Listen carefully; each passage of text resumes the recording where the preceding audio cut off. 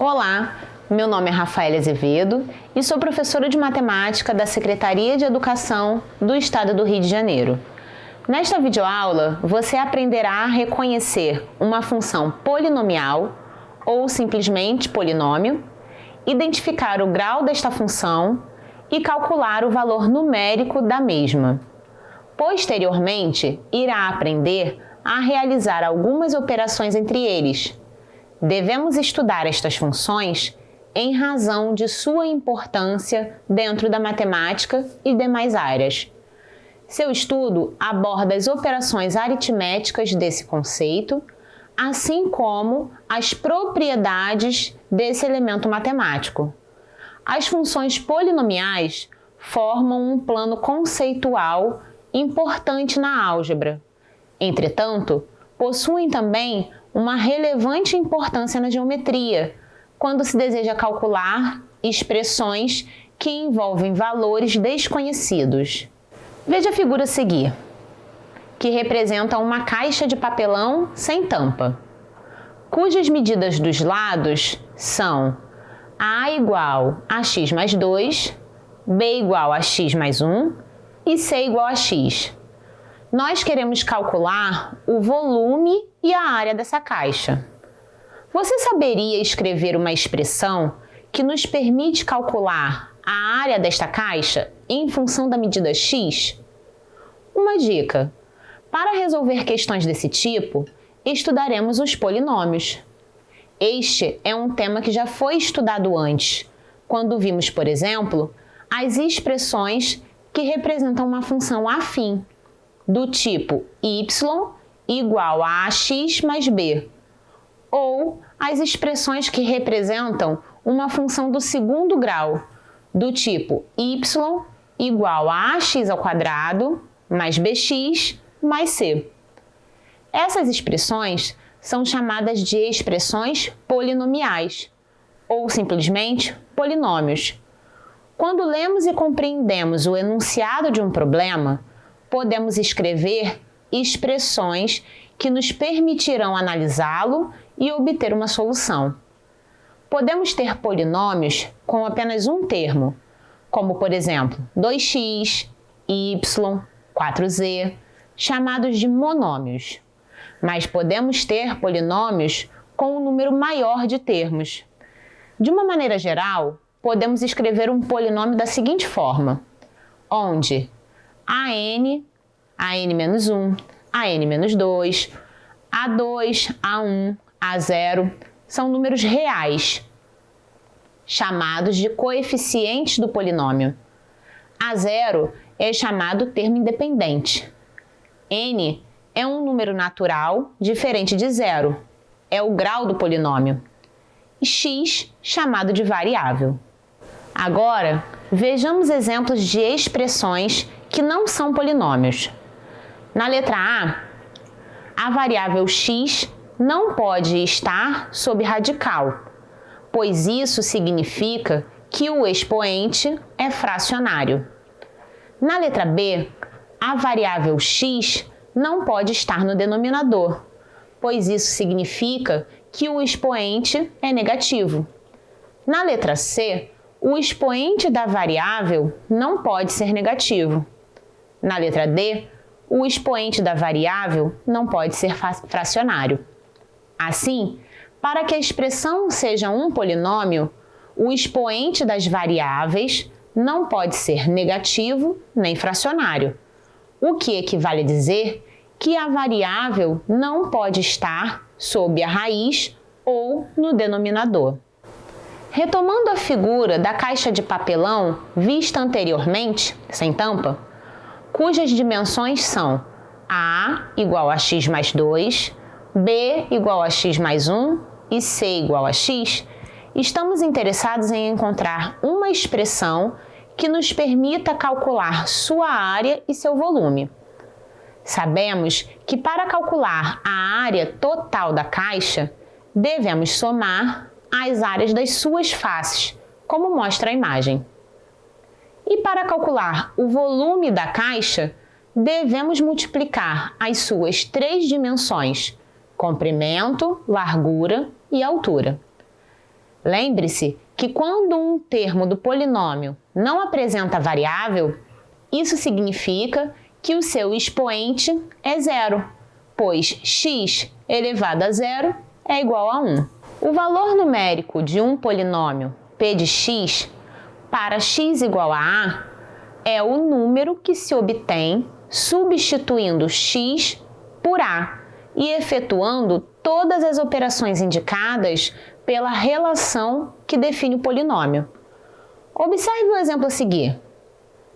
Para resolvê-lo, precisamos substituir o x por 2 e efetuar as operações descritas e, assim, obteremos 14. Suponhamos os polinômios a seguir. Dizemos que os dois polinômios são iguais quando os coeficientes dos termos de mesmo grau são respectivamente iguais. Assim, teremos que p de x é igual a m de x. Se e somente se m é igual a menos 5, n é igual a 7, p igual a menos 3 e q igual a 10. Muito importante aqui é diferenciar igualdade entre polinômios e igualdade entre valores numéricos de polinômios. Verifique o que acontece com o polinômio quando calculamos seus valores numéricos para x igual a 3 e x igual a menos 2. Dizemos neste caso que 3 e menos 2 são os zeros ou raízes do polinômio p de x. Um valor da variável para o qual o polinômio assume o valor numérico igual a zero é chamado de zero ou raiz do polinômio. Quando estudamos cálculo algébrico, vimos que podemos efetuar a adição e a subtração de polinômios, somando ou subtraindo os termos semelhantes dos dois polinômios. Termos semelhantes são os termos do polinômio que possuem a mesma parte literal e só diferem em seus coeficientes. Vejamos o exemplo a seguir. Juntando então os termos semelhantes, obteremos 3x ao cubo menos x ao quadrado, x e 4, como mostra a imagem. Assim, o polinômio resultante será s de x, que é igual a 3x ao cubo menos x ao quadrado mais x mais 4. Calculando agora a diferença entre os polinômios a seguir, teremos como resultado 3x ao cubo mais 3x ao quadrado menos x mais 5. Para multiplicar dois polinômios, fazemos a multiplicação de todos os termos do primeiro polinômio por todos os termos do segundo polinômio. Em seguida, fazemos a redução dos termos semelhantes, ou seja, adicionamos os termos cuja variável tem o mesmo expoente. Esse modo de efetuar a multiplicação é uma aplicação da propriedade distributiva da multiplicação em relação à adição e à subtração. Propriedade distributiva. De acordo com a propriedade distributiva da multiplicação em relação à adição e à subtração, multiplicar um número por uma soma ou diferença é equivalente a multiplicar este número por cada um dos fatores dessa soma ou diferença. Assim, o produto entre os polinômios 2x e x ao quadrado mais 3x menos 4 é encontrado aplicando a propriedade distributiva. E obteremos 2x ao cubo mais 6x ao quadrado menos 8x. Antes de tratarmos da divisão de polinômios, vamos lembrar do algoritmo da divisão para números inteiros. Em uma divisão, os seus termos, dividendo, representado por D maiúsculo, divisor, representado por D minúsculo, quociente, representado por Q minúsculo, e o resto, representado por R minúsculo, são tais que dividendo será igual ao divisor multiplicado pelo quociente mais o resto. Da mesma forma, ao dividirmos o polinômio p de x pelo polinômio s de x, obteremos dois polinômios, q de x e r de x, tais que p de x é igual a q de x vezes s de x mais r de x. O resto da divisão, r de x, é um polinômio cujo grau não pode ser igual nem maior que o grau do divisor s de x. Observe o exemplo a seguir, em que aplicaremos o algoritmo da divisão para resolver esta operação. Dividimos x ao cubo por x, encontrando x ao quadrado no quociente. Multiplicamos x ao quadrado pelo divisor. O resultado dessa multiplicação é subtraído do dividendo, que é o mesmo que somar trocando o sinal do segundo polinômio. Encontramos x ao quadrado como resto parcial. Então é isso, pessoal.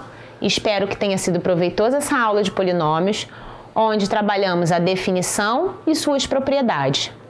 É preciso que se dê continuidade a esse estudo, se aprofundando na leitura desse tema e praticando muitos exercícios. Tenham bons estudos e até a próxima!